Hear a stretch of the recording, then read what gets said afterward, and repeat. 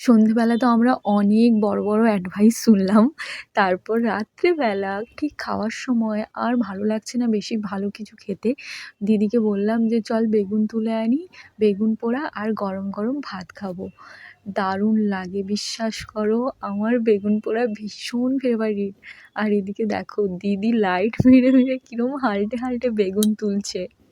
বেগুন পোড়া খাওয়ার স্বাদ হয়েছিল আমার, দিদির আর সিন্ধুদির মানে দিদির জায়ের। এতগুলো বেগুন তুলেছি, আরে এতগুলো আমরা খাবো না, সবাই ভাগ বসাতে আসবে আমরা জানি, তাই এতগুলো তোলা। তারপর ইমলির কেক কাটা ছুরি দিয়ে এখন আমি বেগুনগুলোকে কাটছি।